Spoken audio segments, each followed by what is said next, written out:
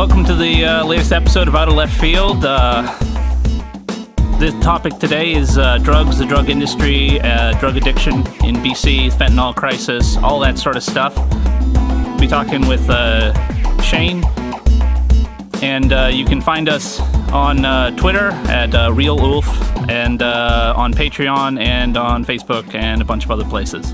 Yeah, so welcome to the show, Shane. Glad to have you with us. Thank you very much. This is my first podcast. First ever. Yeah, so cheers. Thank you very much. Cheers to that. Cheers. Awesome. Thanks. I mean, you're welcome.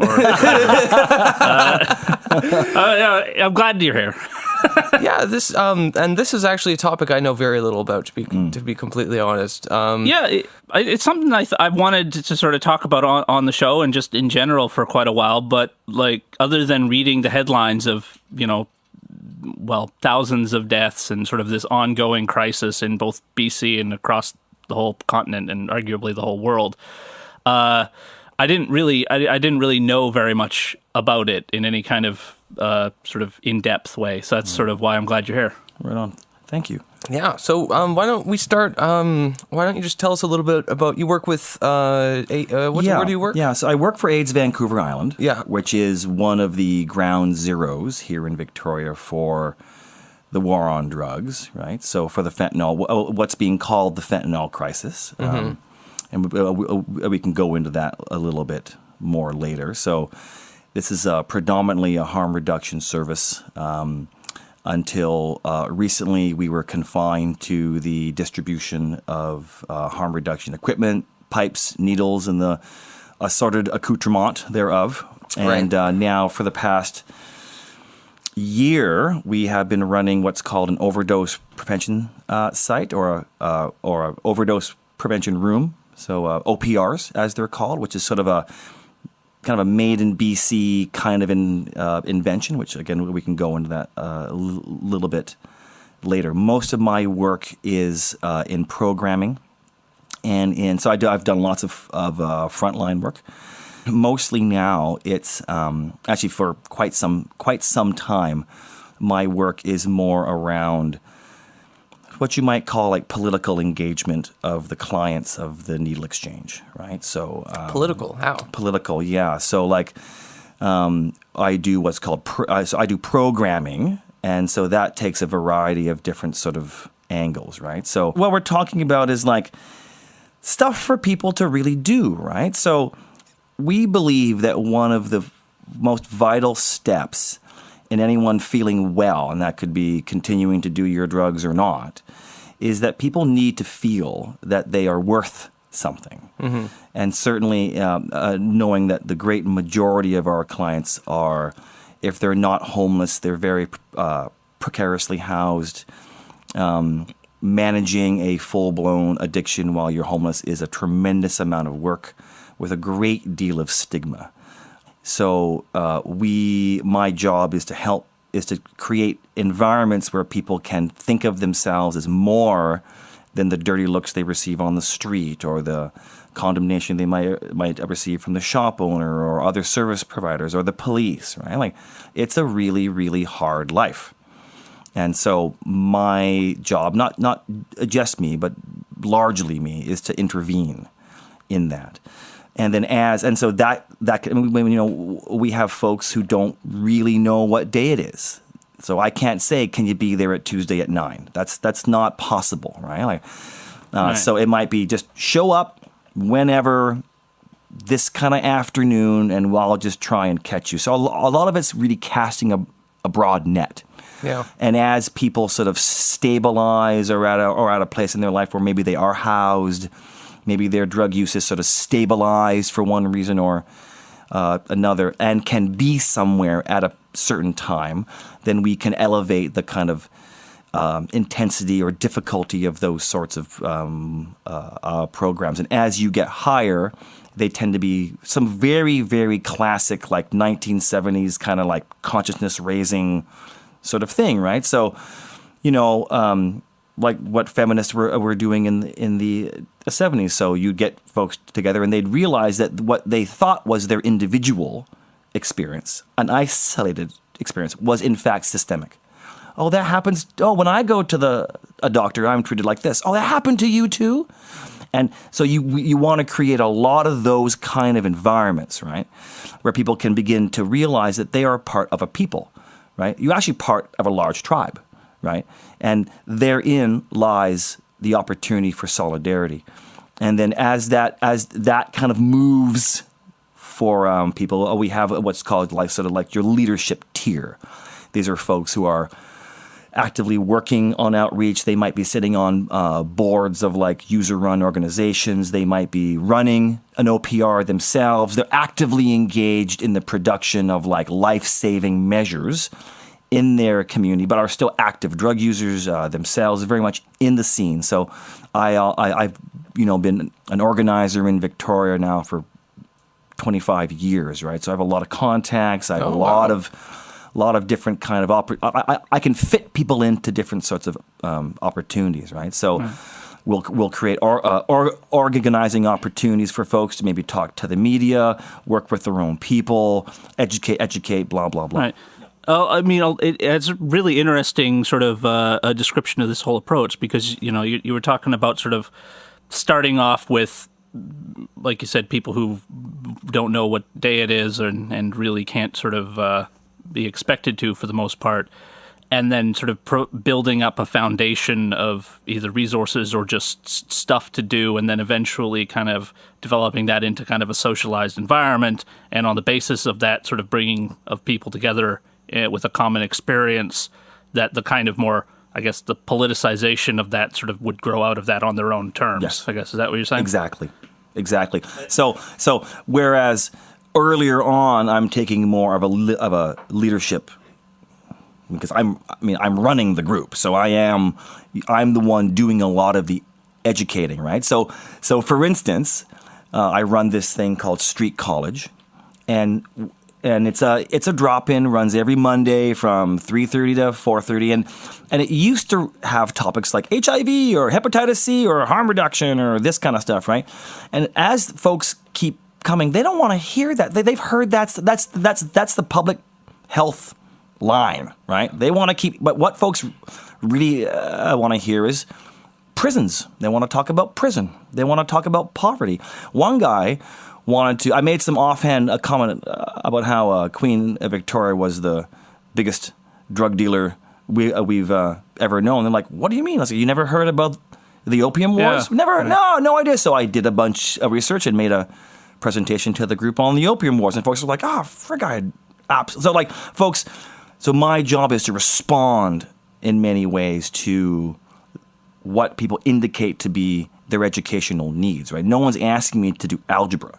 Mm-hmm. Right? Folks want to know more about the world that they live in, but you have to be given some kind of space, like physical. I don't mean like a room. I mean like space from poverty, distance from want and like desperate need. Immiseration and all that kind of thing. And I think this follows very much in line with a lot of the stuff that Marx was saying, frankly. You know what I mean? Like in terms of like who has the capacity, but it's not like you abandon those folks. You have to bring those folks up. It just sometimes it's way out of our hands, right?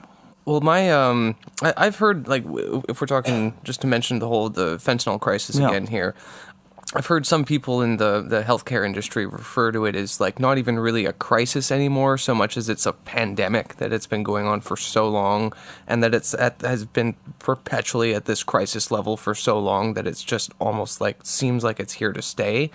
Fentanyl is a fucking scourge, of course. Right. Yeah. I mean, what are your thoughts on that? Do you think it's here? Do you think it's here to stay? Yeah. Do you think it's... I mean, we at work we call it the new normal. Shit, right? Jesus. Now, what I think is important to say about fentanyl is that fentanyl is a wonderful drug. I mean, if you're surviving from... I've never heard it described as that. Oh, no. Before. I mean, like, if you have severe back pain, you're suffering from cancer treatments, like, people are routinely prescribed fentanyl because it is a deeply effective painkiller. In fact, there was a little, there was a little blip on the sonar, around fentanyl about summer of 2013, where how you would have normally gotten a fentanyl for persistent pain is that it would come in the form of a patch, Right. right? But a 5 inches by 5 inch square patch, right? Right. And so the fentanyl would be mixed with this gelatinous matter and spread like a paintbrush over one piece of the plastic wrap, and then another piece of saran wrap would be put on top, and then you would apply that to your leg or your back or where, and it would slowly release over time. What folks would do is you would peel one layer off, and then you would divide that patch up into eighths, and you would get an eighth, and you would get an eighth, and I would get an eighth. But fentanyl is so strong, it's not mixed evenly. So you would get some, and you would get none. You would get a little bit, and I would get all of it and die. Right. So there was this little blip. So I had a guy I was working with, liked him very, very much. He ended up dying, actually in treatment, because he got his little gelatinous bit and put it in a coffee cup and added water and put it in the microwave and drank it, and that was it for him. And then fentanyl kind of went away for a while. I kind of went off the radar. And I remember December 21st, 2015, this was the first day of my very desperately needed Christmas vacation, and I got a phone call from work as I was happily polishing off my friend's Scotch cabinet. And as you do, right? It was a nice once a year he does this, and a fellow that I was very close with at work had died, and from that point forth, it really hasn't stopped, right? So December, January, February. Remember, the government didn't call a public health emergency until April 14th, 2016. We knew it was out of control by mid-January. We were like, this is out. People were dropping like flies, right? And so what you have is, where calling it a fentanyl crisis is accurate, is that fentanyl has poisoned the drug supply. So really what we have is a poisoned drug supply. If you go to Seattle, they don't have fentanyl. It's heroin. It came west into Vancouver, and it has spread east through Canada. A little bit in, I think, Idaho, and another little part in the States. But for the most part, this is very much a BC, well, now a Canadian situation, right? I saw this graph. It was like an infographic that showed like the size of the country on the map was indicative of how much fentanyl ends up in that particular country. And the overwhelming majority of it went to Canada and the United States. And in fact, even though Canada has like a tenth of the population of the United States, it was still just as big as the United States on the graph. Like, we're getting a shitload of it here. I have, over lunch in the staff room, we have speculated ad nauseum as to what's going on, right? And we have all kinds of theories, but I really couldn't give you any kind of conclusive. I work with people who want fentanyl, right? Like, it used to be that you could get good heroin, and what would kill you of the heroin was the strength. Right. So you would get China White would sweep through, and folks would drop because they're used to getting the brown stuff, and now they got the white stuff, and boom, right? This is like one of the big problems with because fentanyl is so strong. So how heroin is typically mixed, it's called a dry shake, right? So you get your heroin and your baking soda or whatever kind of buff, you'd throw it all into a big bin and you'd shake it like a paint can, right? And then you could assume from that it would be evenly distributed throughout the buff. Fentanyl is so strong that method doesn't work, but the way of mixing hasn't really changed. So, and the reason for that is because we are essentially living in the wild west of the drug war, right here. BC is a place where there was a tremendous amount of fluid cash. There's a great deal of, in fact, the previous Liberal government made sure of this. Why else do you think that they increased gambling? It wasn't to allow people to gamble. It was to launder money. Well, I've certainly read about enough of that at a few casinos in BC. The fact that you can, I'm not sure exactly what the numbers are, but the fact that you can basically go there with a massive amount of money like cash into the casino and then cash out, and you now have a receipt for money and have effectively laundered it with no overhead at that point. That money, and now that money is legal. Now, this was, of course, done by people in the marijuana trade for a long, long time. I'm not an enemy of laundering money, right? Like, people I don't really care. I don't really have like an opinion one way or another when it came to the marijuana industry. Whatever, right? Like, what was clear though is that marijuana was being traded pound for pound for cocaine in the South. So much of our drug industry is controlled by gangs. Those gangs that would organize the production of the marijuana. I'm not talking your mom and pop. Like, I'm sure we all know folks who had to grow up in their basement or whatever. I'm not talking about that. I'm talking about the folks who are producing the poundage for right? export, that kind of thing. Right? They're exporting it. Coke comes up, and then the coke is sold, and that money is laundered, right? I mean, this is speculation, right? But we know that if you want to take what's dirty money, drug money, and you want to make it legal money, you need to do that through gambling. There's very few, or like property. There's not a lot of other ways to do that. And you look at what property is like in BC, and the amount of fluid wealth moving through Vancouver. It's not hard for someone to invest in a $28,000 pill press, to get their $40,000 worth of fentanyl from China, and then make $1 million. And then out you go. Like, you're done. So because you have this kind of Wild West, I'm going to buy in and buy out thing, you aren't, and you might have to be moving your operation around quite a lot. You're not taking the time to mix the drug properly. You're not boiling it all down, mixing it all nicely, drying it out. All this stuff takes time. It is really just a dog-eat-dog. Again, it's a totally poisoned drug supply. I have a question about that because I read a report from the Victoria Police Department recently. I guess they got a whole bunch of random different drugs, MDMA, cocaine, and a bunch of other stuff off the street, and found that over 50% of them had fentanyl in them. That they were half of them were laced, and why is fentanyl so commonly laced with other drugs? Is it because it's cheap? Is it because I think that's a bit of a misconception. I think because when you hear about these busts, very rarely do you hear about we busted. I mean, in shipment, you'll hear we busted 20 kilos of heroin.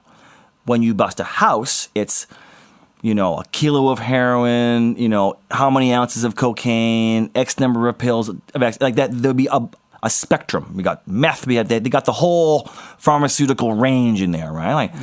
That, and so our speculation, again, we're not the ones doing the testing, is that's really about cross-contamination. Fentanyl is expensive, so in my consultation with those who know better than I do about the drug trade, their opinion is no way. No one's purposely mixing an expensive drug into a cheap drug. No one's putting fentanyl into accidentally. So it's but no one's purposely putting it in there. That's cross-contamination, right? So, which kind of begs the question, is testing really useful, right? So this is a bit of a push by the government right now. They want to see more testing. Our organization has typically been not in favor of testing. There are these machines called spectrometers, which are expensive and they're kind of bulky, where you can actually test how much of whatever kind of drug is in there. So the other test is binary. It just tells you where it's exactly. there, it's there or it's not. there or not, right? Up to 200 micrograms. We're talking just not even a sneeze. So we don't put a lot of. I mean, yes, some very tragic things do happen. Someone takes some E, they go down, but those things are really quite accidental and don't I think kind of obscure the real kind of analysis of that of the drug trade here. Well, honestly, that's really, really interesting, because the entirety of the everything I've read about the whole fentanyl crisis, fentanyl poisoning, has been sort of in that context of perhaps accident, perhaps contamination, just sort of incompetent production, not using food safe practices or however you put it.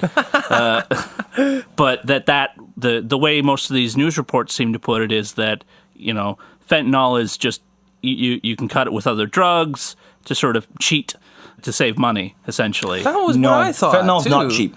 No, okay, yeah. No, that's in my experience, that's a misconception. So I just want to kind of dial this back a little bit. Like, I think we need to take stock of the fact that we are now entering the second generation of people who have been affected by the propaganda of the war on drugs. Right? No, that's true. So we are. So remember, like, the whole, like, I remember eating my Cheerios in front of the TV, and it was like, this is your brain on drugs. Yeah, right? winners don't do drugs. Blah, blah, blah, right? And we can kind of pass it off, but that propaganda was deeply, deeply effective. And it skews analysis of the problem, right? So much so that to present to the public rational, researched, peer-reviewed solutions are disregarded out of hand as immoral, right? So it started off being like, you're not going to give drug users needles, are you? My God, you're promoting it. And then it went to, well, you're not going to give them a space to do their drugs. That's immoral. Or you're not going to give them actual drugs to inject that. And so there is this point in this conversation, I don't mean this one, but in the broader capital C conversation where reason just goes out the window, right? Like, and you can have a whole room of policymakers and this has been one of the weirdest movements for me to work in, because you can get a room full of like rational political folks in a room, tell them about the research, point them in the right direction, all nod their head and be like, oh, yep, and not do a damn thing, right? It is really odd. I'm used to being at odds with the policymakers and not be like, so we're in agreement? That's weird. And still nothing really, because there's this real entrenched, even if those people agree, the general public has this kind of real moral, drugs are bad. Drugs are bad. Drugs are evil. Drugs will kill you. And I think that conversation, drugs are everywhere. We're drinking drugs. Drugs are everywhere, right? We love drugs. People love drugs. We are a society that just loves drugs. Just for reference, he's referring to the wine that we're drinking. Wine. We don't have it laced with fentanyl. Well, maybe we should have gotten it. We'll test it, and maybe there'll be a little tiny bit of fentanyl. couple It's been 20 molecules or whatever. All I mean to say is that it's easy to look at this particular problem, and I don't think it's this one alone, but this one, and look at the peaks and not what's been consistent throughout, like what has been generally true, right? And it's on that plateau that we ought to be basing public policy and how we approach even our organizing as activists within that movement, right? So certainly you hear this story on the radio about the 17-year-old girl who goes to her first rave and takes her MDMA and dies. Terrible. Your heartstrings are pulled. You think, oh, I should work on that. I should move that way. But that's really just a that's a tragedy. It's terrible, but that's a red herring. These sort of like, oh, we found this and oh, we found that. Those things those don't really inform how drugs are bought and sold in this city, or how they're produced, or their implications to a broader drug market. Well, I'm glad you brought up the whole war on drugs thing and how I mean just sort of being reminded of it as a historical thing. I remember having to do the whole DARE program in elementary school and getting kicked out of it. Not because I did drugs, but because I actually refused to do any of the stupid busy work of like the crossword puzzles and crap. And I was like, this is dumb. I just want to go do something else. And then the police officer kicked me out of the program and I didn't get my free t-shirt. And I'm still kind of bent out of shape on that even now.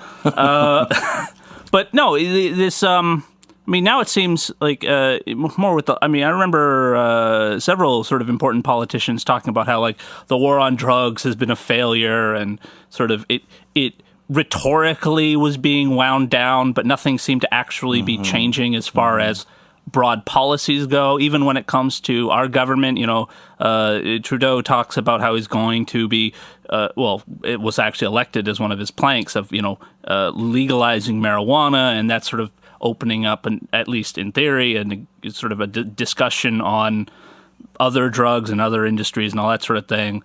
And yet the actual plan that Trudeau has put forward has constantly been sort of scaled back, and what quote unquote legalization will actually mean, to the point where it's kind of hard to see it as actually being any easy, like any more legal than it is right now, and in fact maybe less legal after July 1st next year. I've heard it referred to as Prohibition 2.0. Yeah, that it's sort of like it seems to be less and less about legalization and more about like entrenching the current state of illegality as sort of like this in this.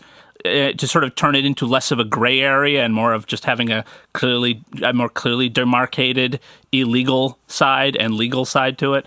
But what I think is interesting about all of this is sort of when you said like how people, how you know, policymakers, politicians, that kind of thing, sort of will agree with you. That does seem to be the tendency now, that there's this attitude of like, well, you know, like Canadians smoke pot, so I can't be a fuddy-duddy and just say no.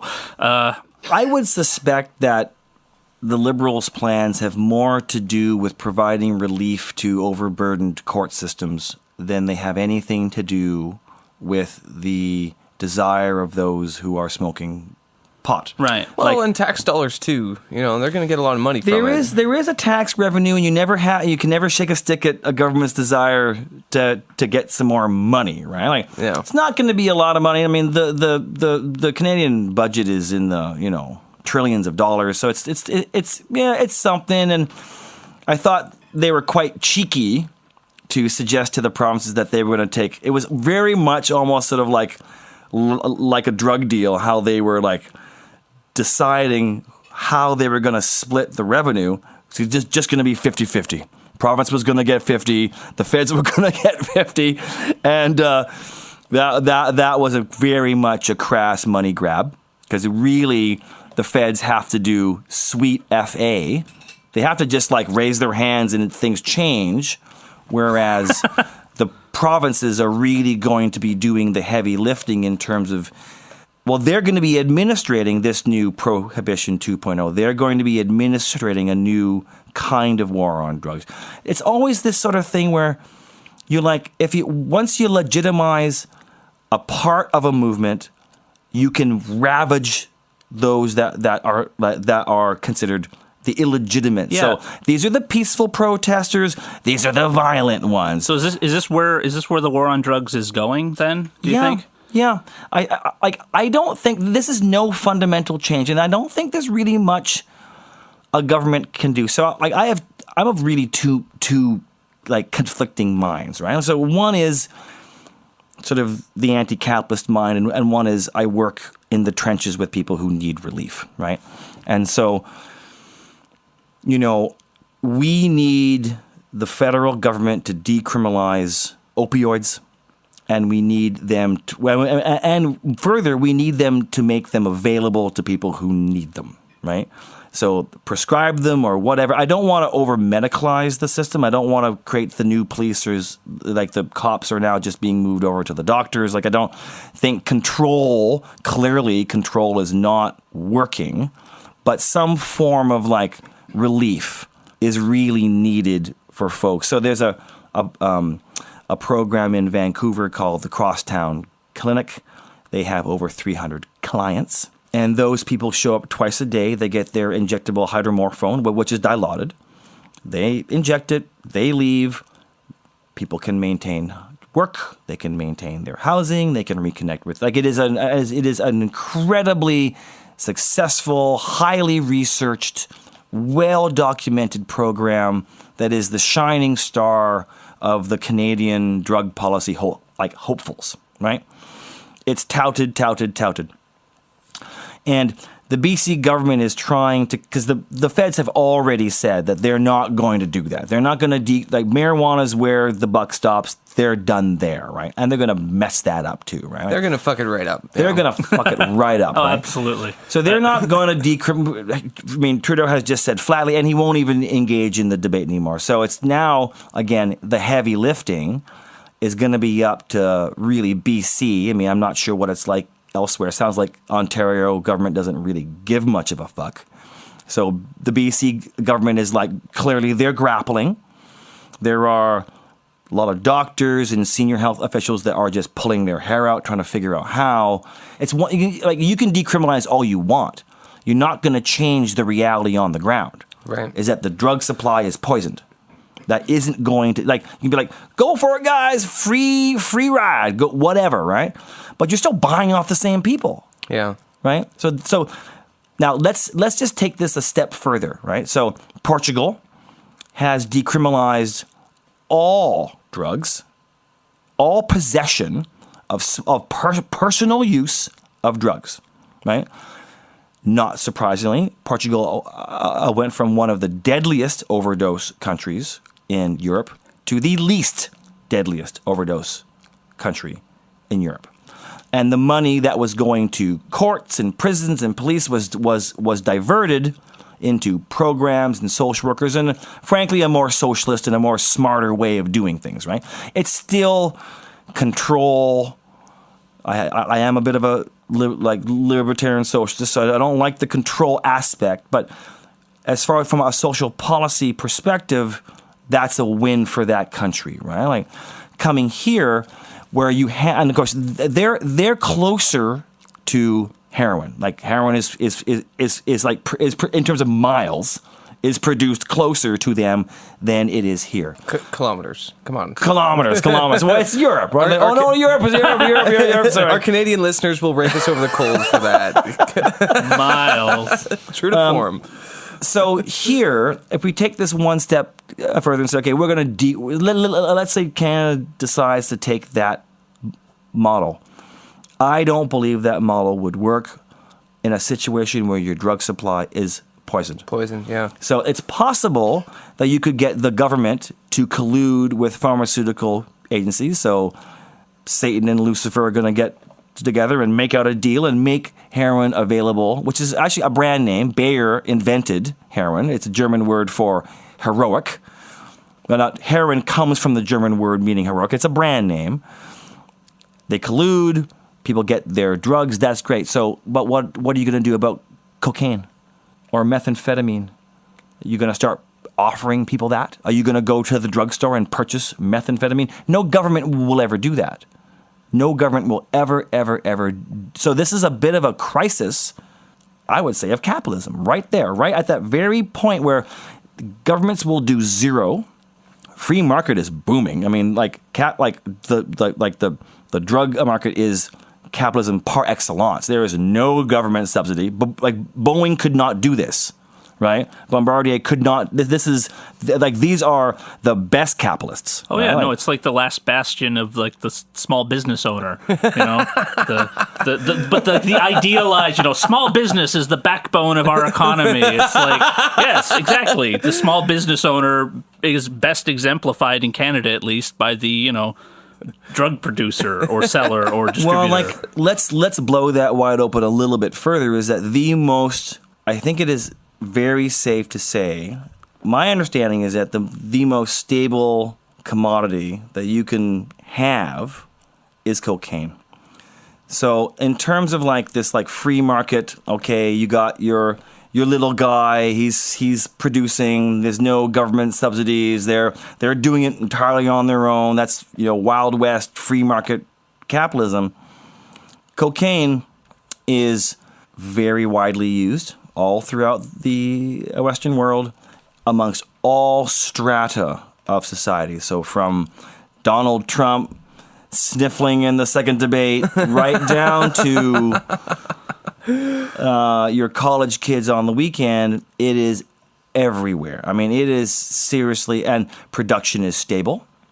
I mean, it is one of those commodities that banks invest in, governments invest in. It is a stable place, a secure place to put your money. HSBC.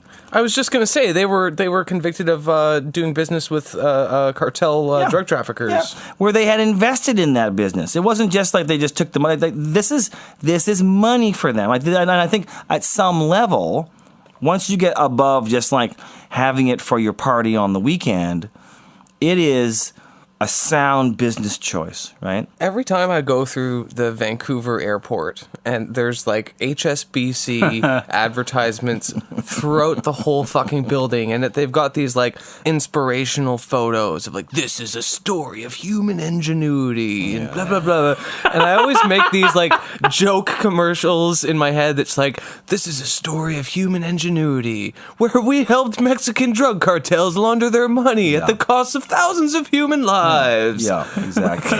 I mean, it is a bloody drug. Like, let's be clear. Like, the people who are like, we could get all, fair trade on our cocaine. Like, if that's something that if that was possible, I would sure. Like if that's something that the movement wants to kind of like. There's some very massive shifts. So, like, as an anti-capitalist, I think here is where capital. This is one of like the war on drugs, i.e., how drugs are like commodified, produced, and distributed. Like by drugs, I mean illicit ones, so not the ones that are coming from the pharmacy, but illicit ones, is a backbone of international commerce. Like, it is one of the cornerstones. Arms deals, drugs. It's one of the only functional parts of the global economy right now. Right. Like, it is the housing market, drugs, arms. That's about it. I mean, everything else is kind of teetering on bankruptcy or total just disjunction. Or it's like it's kind of much of capitalism seems to be boom or bust, boom and then bust. Right, so this goes up. But cocaine and war are deeply, deeply stable. They are. So if you want some place to invest your money, and again, remember, like these are folks who have hundreds of millions of dollars to move around. So the question of legal, illegal is really way beyond like these folks, right? Let's be clear, like, courts don't drag these people. Like the Hague is not doing it, the UN is not doing it. No government, these kind of international players, they never meet justice because, frankly, they follow the model.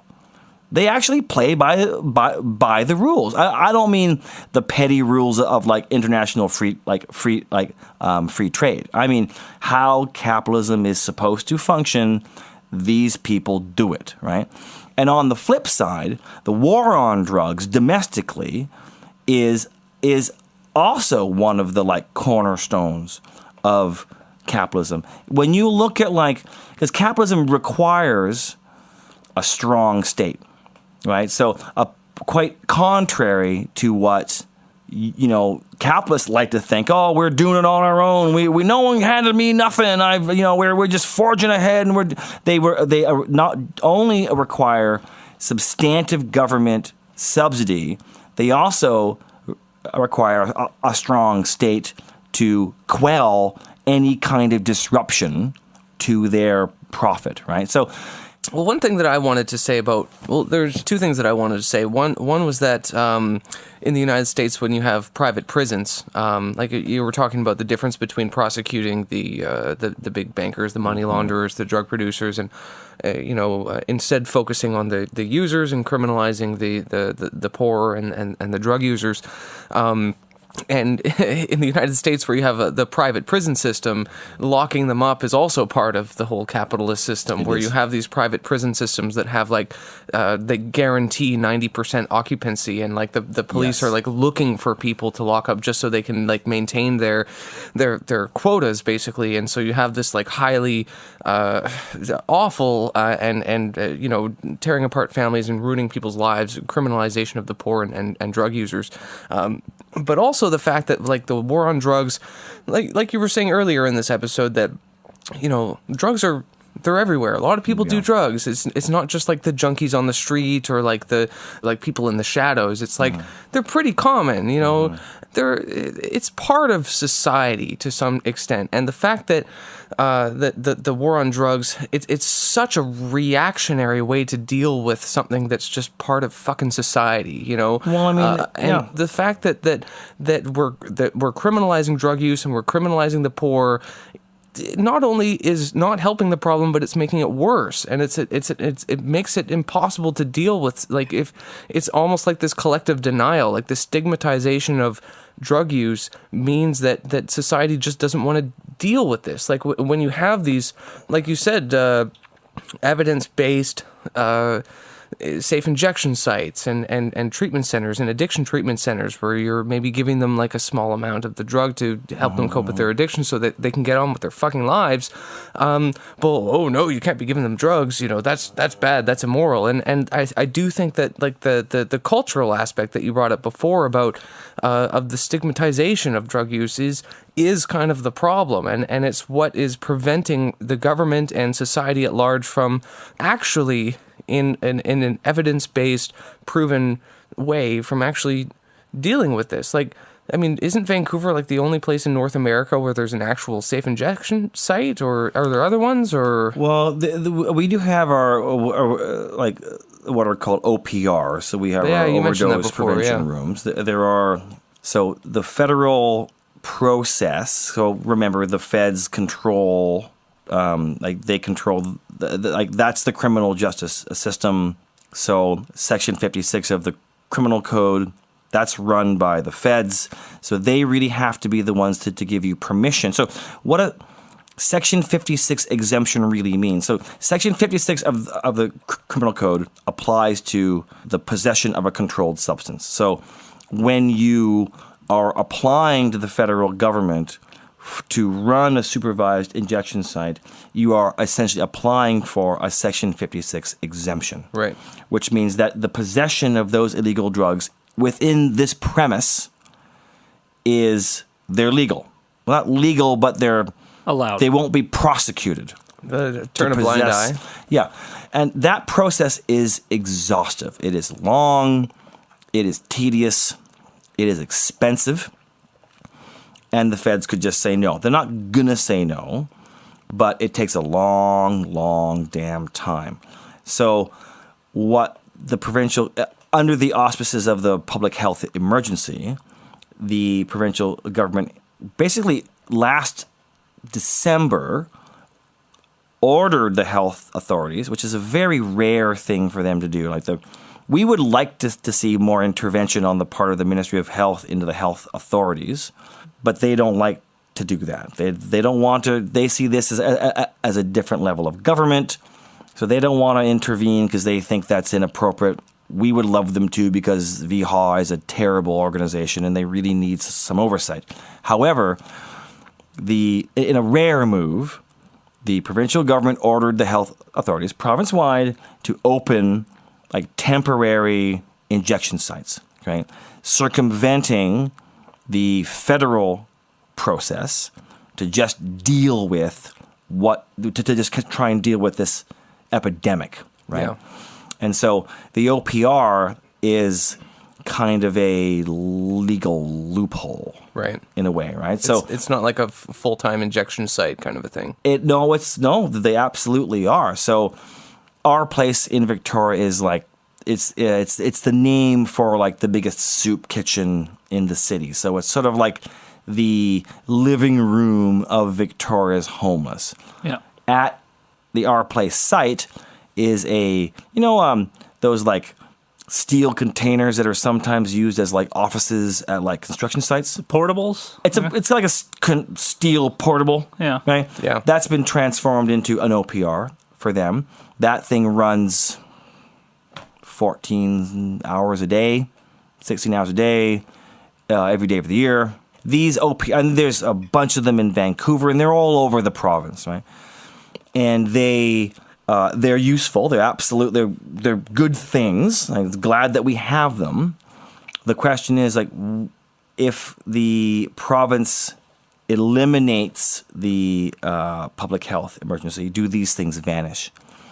If we open up a supervised injection site, do we have to get rid of the OPR? At some point, do we have to apply for a Section 56 exemption to the OPR, to the federal government? Like the crisis moved faster than the federal government could really do anything about. So the process to get a Section 56 exemption could take 18 months, but we need this thing right now. Yesterday. So they do them, but what now? Like, what do you do with them now, right? Okay, well, that's kind of a good segue because Jagmeet Singh, the new leader of the NDP, has called for the decriminalization of all drugs, which I think was probably one of, as listeners to this podcast will know, I'm not a huge Jagmeet Singh fan, but I do think that was one of the really good ideas that he did put forward. You mentioned earlier that because the drug supply is poisoned, decriminalization won't necessarily tackle the crisis, but do you think that the decriminalization of drugs could get rid of some of this legal bullshit and law exemptions and all this kind of stuff you've just been talking about? Like, would that help expedite the first response of people on the ground like yourself to deal with this crisis? Pie in the sky answer, maybe, but Sorry. What? Just the fact that you would be like, the most imaginative pie in the sky answer is maybe. Is, I just can't stop being a realist. Like, maybe this is just my bias. You got to remember, like, I was an activist during the last Liberal government, right? Provincial or federal? Federal. Okay. And I thought they were a bunch of worthless sacks of shit then, and I still do now, right? So I don't. So let's say you're in good company. Let's say Jagmeet wins government, that they do decriminalize.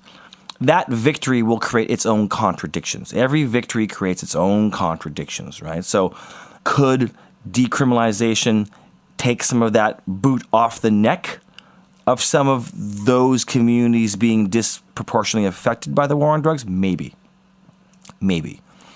It's possible. Those same communities have, like, the war on drugs, it's really only a piece of what is destroying those communities, right? So a drop in the bucket, maybe, fine, right? Like, if indigenous people, if communities of color, like, so certainly in Toronto, like, if less black kids are being, like, stopped by Toronto police, like, that's a better thing. Yeah, that's a way better thing, right? Like, that's, like, I can't deny that. You're not going to fault right? them for that, yeah. The great bread and butter of the Canadian policing system is servicing the war on drugs. So if that could decrease, great. That money would have to be then taken away. That decrim would have to be with a commitment to defund those sections of the RCMP that deal with that, reapply that money to a social good, to a just cause, right? So decrim on the federal level has a lot of ifs and buts, right? Which I'm not going to hang my hat on. And then what do you do with the poison drug supply at the same time, right? Well, that's the other thing. I guess when it comes to police force, I suppose you could just treat the police departments as, like, just sort of a make-work project. I mean, to be fair, they are now. To be fair, in this economy, I never feel good about putting anyone out of work. Right? It's a tough racket just to find a full-time job. I mean, I think if you want to transform policing, you need to radically defund it. Society has to really invest in alternatives. And when you look at the cities, like the budget for the city of Victoria, 23% of the budget goes to the police. Whereas currently, only $250,000 is budgeted for housing. Now, you could argue that that's a provincial problem, blah, blah, blah, but you look at the raw numbers, and they want an increase. Of course they do. Right? 23%. So you think like it is kind of a make-work project when you think about it, right? Like I don't want the working class to be paid less, but I don't want more cops. So part of this, like, what are some of our community responses to the problems that we have to live with daily? Like, this is our community. Like, we have to walk down the street and live in them. What other sorts of systems, and those are going to require resources. Like, let's be honest, we can't just volunteer ourselves to the end of time. Like, you're going to need some kind of resources. The biggest cow with the most milk are the policing budgets. And they're going to have to be decreased in order to do so. So if you really want to help people who use drugs, don't fucking defund the cops. I've long believed that the drug issue, drugs in general, should not be a criminal justice issue. It should be treated as a public health issue. You know, you have people that, like you said, you have people that are dealing with addictions and like systemic problems in their lives, and people are calling the cops on them. They're getting thrown in prison, and they're getting. And I've always thought that I do think that decriminalization is a part of that. You know, that the fact that we can, you know, maybe is a step in the right direction, but isn't a solution in and of itself. Like, how do we get the drug problem, the addiction problem, how do we get that addressed as a public health and wellness issue instead of a criminal justice one? What steps need to be taken to make that happen? So you need to immediately triple welfare rates, and you need to bring people out of poverty. Step one. You need to radically socialize housing. Like, no right? shit. So decrim, absolutely. Like, do it. Like, duh. Like, why not? Yesterday. Like tomorrow. Like, right now. Right. So I work in a place where people who I care for die, and they die all the time. And some of them are closer and some of them are not. And sometimes you get angry at the cause of their death, the circumstances surrounding the death. But more often I get angry at the circumstances that surround someone's life. And so I might be assisting like a client and then their child in the same day, who are in the same community. Like, we know that things like sexual abuse tend to travel down the familiar line, right? So if parent was sexually abused, right? Yeah. That model happens for all kinds of things and nothing more than poverty. There are some really devastating consequences of growing up poor. And if people can never get out of that, they will pass it on, and they will pass it on, and they will pass it on. When you take into account the effects of colonization, you see in every possible sickening way, Indigenous people top the charts in so many fucking places. Suicide rates, alcohol abuse, all over, across the spectrum. It is sickening, right? And so our approach to dealing with this problem has to have an anti-colonial perspective, or else it will fail. So that could be as simple as making sure that there is Indigenous only housing, that there is funding for urban Aboriginal or away from home. You can social program that. You can make sure that there is, because there is none. In Victoria, there is no native only housing. There is zero, okay, which is absolutely ridiculous. Is there any other city that has that? Vancouver has some of the prairies do. The Canadian approach to reconciliation and meeting their commitments to the UN Declaration of Indigenous Rights is completely absent or lip service.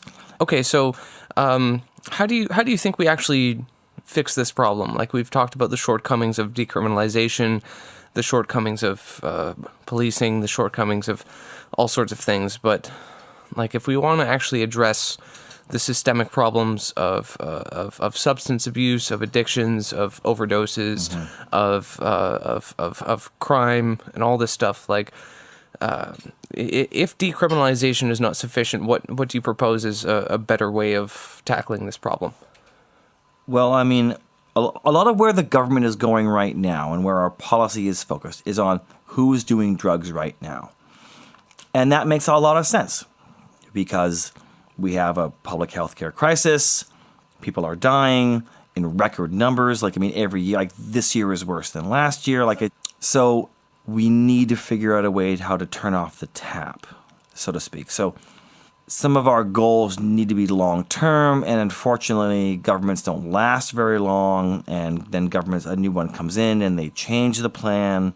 So a lot of the people who I am working with have had extensive contact with child services, okay? So the Ministry of Children and Families, they've either been removed, they lived in foster care, they have experienced all manner of kind of abuse, some like often very traumatic abuse in those systems. Indigenous children represent a very large proportion of children in care. BC has historically one of these like grab first, ask later kind of approaches, which is different than other provinces. And so major overhauls need to be done to how we deal with child services, in particularly how we deal with Indigenous children's interaction with child services. And so you really need to like hand over large chunks of child services to Indigenous nations. You need to just like hand that over and allow those nations to be able to like address problems in a way that meets their culture, right, suits their needs, because that is where where I'm seeing a lot of people showing up, right? So yes, you want to have supervised injection sites, you want to be able to provide free heroin, you want to be able to have, like community-based health care programs, all that stuff. You want to, yes, deal with the folks who are dying right now. Of course, remembering that 80% of the people who are dying right now are dying alone. They're men dying alone by themselves in a private residence. So this isn't like the real casualty list is not coming from people who are living on the street.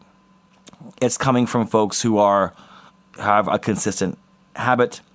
Maybe they feel alienated. I'm not sure why. This is but the numbers bear out that this very stubborn problem in terms of who's dying right now are folks who are using alone, either in their own rented unit or in social housing. That's the death toll, right? Okay, so you want to make programs that service that. I'm not super sure. I definitely think that providing clean drugs to folks on a regular basis is one great way of doing that. So I mean to say is that I think that there are a lot of really smart and suggested solutions or like fixes for the current problem, either through programming or distribution or access. Then we need to look down the road. MCFD, foster care, and poverty. That's where folks are coming from. So we can't go back in time and fix or like eliminate the existence of residential schools. That happened. So our collaboration with Indigenous nations around how to really, help people heal from in a healthy and cultural way, that terrible legacy is one of the biggest things we can do to help fix this problem. You also should never have a child that grows up in poverty. Like child poverty in this province, that's epidemic.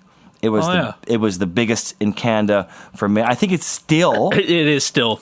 We're like head and shoulders above everyone else. Number one. Yeah. So child poverty must be utterly eliminated, right? So our province does not have a poverty elimination plan. Like, really, to eliminate poverty, according to the Canadian Centre for Policy Alternatives, to eliminate poverty in this province would cost upwards of $1.6 billion, which is 1.4 of our GDP. So really, people think, like, we have this perception that the eradication of poverty is, you can't get rid of poverty. It's insurmountable. You'll always have poor people. That is a complete and utter myth. We could actually do it. So people think, oh, there's poor children. Like we have record number of poor children, but those children live in families. Those families are poor. Yeah. Right? We have a tremendous amount of poverty. That poverty must be eliminated. No child should ever grow up in poverty. It is, honestly, I'm not religious, but if there is a sin, that is it. Children growing up in poverty. Yeah, fucking should man. absolutely never happen. And so if you want to stem the tide, so we have to try and figure out in that way, like, what are some of our long-term solutions? So decrim is great, but we need to think about what brings people there, right? People are using drugs for very good reasons, okay? Drugs are deeply useful to deal with pain, anxiety, social alienation. If you want to connect with your peer group, like, people use drugs for lots of good reasons, to have a good time, and so that's never going to change.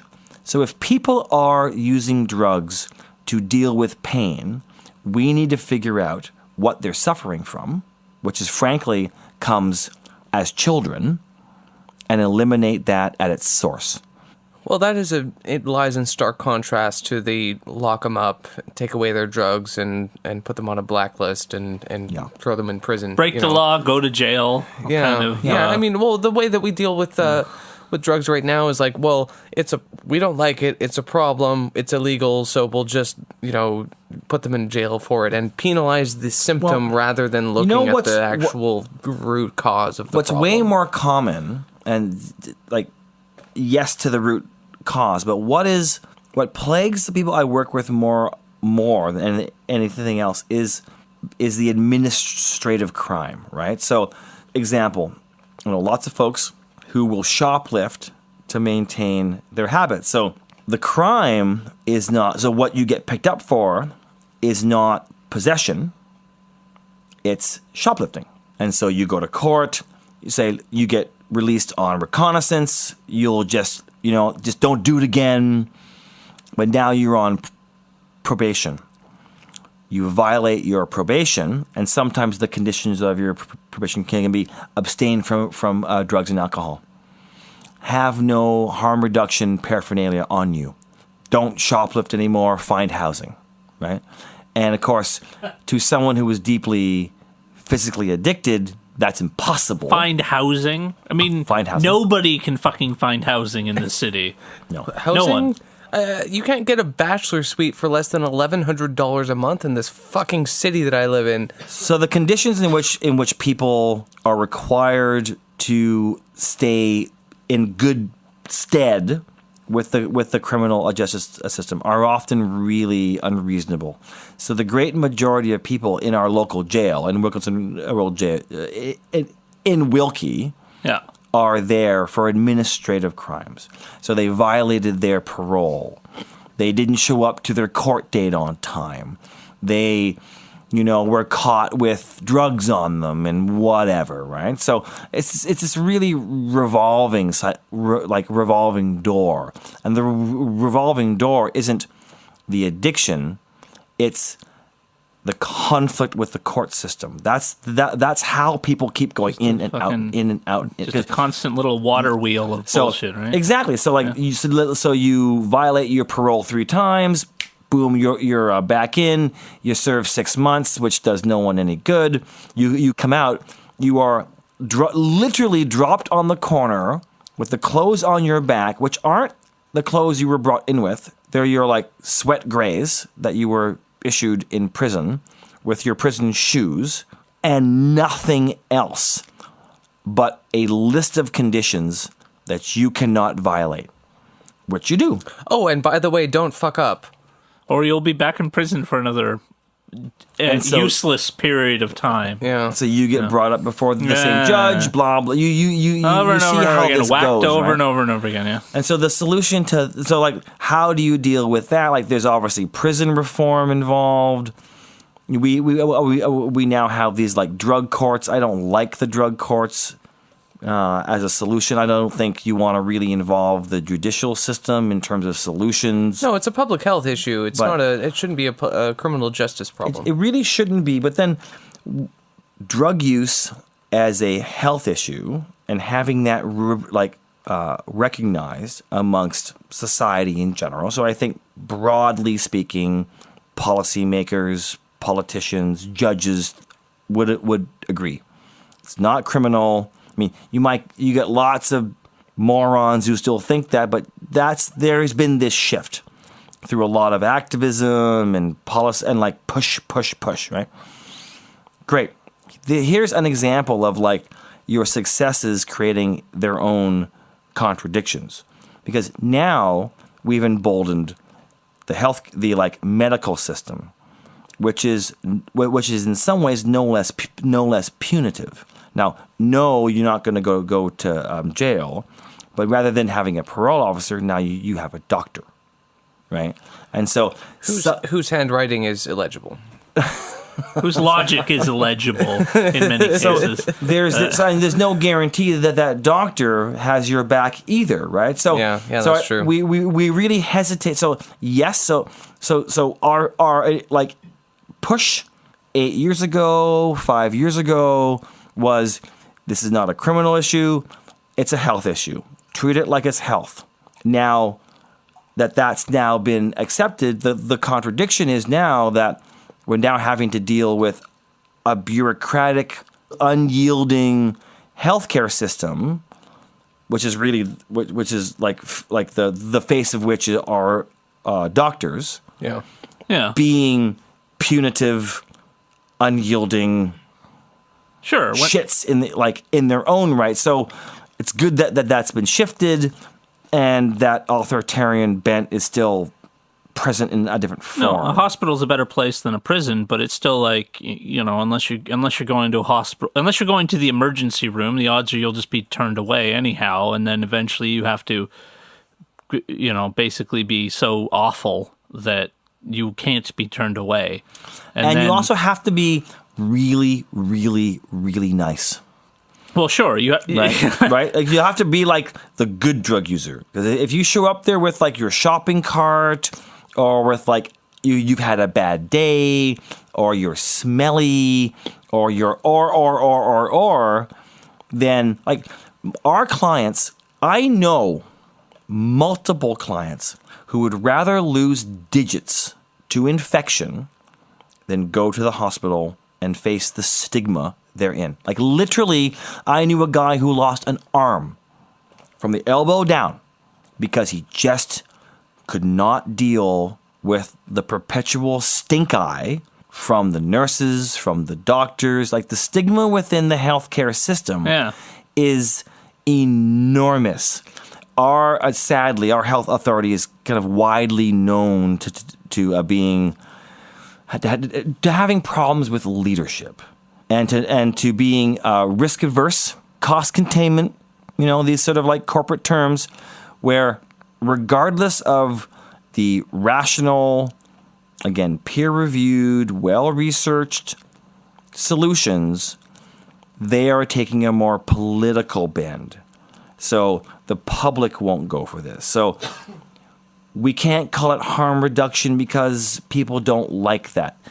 The way I see it is that no one likes living next to who wants to live next to a fire hall?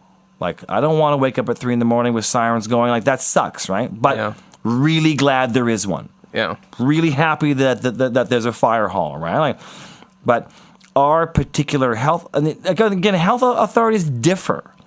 The one in Vancouver is different than the one here. They tend to take a more pragmatic approach. The other one here has a really difficult time saying, look, you have to accept everyone who comes in the door as a human being. You cannot grill them about their drug use. If they have HIV, don't ask them how they got it. Compassion, compassion, compassion. And so that kind of cultural shift locally at the health authority level would make a tremendous change in people's willingness to accept healthcare and to follow through with their healthcare needs. Sure. Do you think that getting nurses and doctors to do a couple of hours a week with your job, for example, dealing with people that like to see the human side of it, to see that they're not just like creepy, sketchy drug addicts, do you think that would help to release kind of some of the stigma there? Another bullshit patient, instead you look at it and go, here's the broader context kind of thing. Yeah. Yeah, I mean, I think some stuff is changing. Like you do have like an older population of doctors. They're leaving. There are newer people arriving.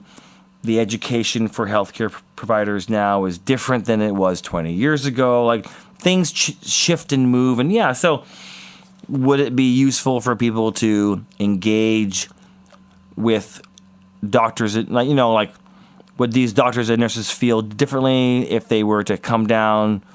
Maybe, but I'm not really interested in like sacrificing the people who I work with to educate people who should fucking know better. Well, I guess. I mean, they should know better, but at the end of the day, I mean, I guess a faint defense of them is just like, people don't learn things unless there is a mechanism by which they learn them. Fair enough. If there isn't such a thing, I mean, I think one of the major reasons why the Jubilee and the sort of hospital system in general is so adverse to this is just because they're, it's a 9-to-5 job, and you're looking at this less from the point of view of people coming in the door and more of like blocks of bullshit time you have to deal with. And what's the most efficient way I can just, chunk this person out on my day? And that is inevitably going to be dehumanizing to anyone. Now, absolutely. For someone who comes in the door who's, dislocated their arm or broken a leg or something, you can just get on with your life. But for something that's more systemic and deeper to sort of like their lifestyle and how they're living, that is just going to devastate them. And ultimately, like you said, it's going to basically disabuse them of the notion that hospitals are a place to go to at all. Oh, yeah. No, they're really not safe places for our people, right? Yeah. So our healthcare system was radically defunded by the previous liberal government, right? Provincial or federal? Provincial, right? Now, I mean, I guess if you want to go back further, the previous federal liberal government, they changed the health and social transfer payment to the provinces. In this province, so like I spent a lot of time in the anti-globalization movement. I was at Seattle. I was in Washington, D.C. I went to big protests in fucking Calgary. Like I went to a bunch of these things, right? Like, and you go elsewhere to fight neoliberalism, and then you come home and Gordon Campbell and the Liberals are like elected. Oh yeah, and it comes home to roost. Absolutely, right. And so one of their big, one thing that liberal government wanted to do was radically defund the healthcare system. Just so that people know out there, when we say liberal federally and liberal provincially, we mean the same thing. we mean the same thing, but they're actually not the same thing. So the liberals provincially are more like conservatives federally. Imagine if the conservatives and liberals got together and just made a party on all the issues they agreed on. That's the BC liberals. BC liberals. So the BC liberals are a hyper-capitalist organization. Yeah, they're like the Socreds, but never mind. Wiki it at that point. They're really, it's a hyper, so one of the big roadblocks for international capital into the Canadian economy is these sections of our society which are publicly funded. Our healthcare is publicly funded, and so the Liberals sought to defund that as much as possible, and it was really the opposition of workers en masse that prevented that. So good for them. The Liberals came in with a desire to privatize 50,000 jobs. They only privatized a little over 2,500 jobs.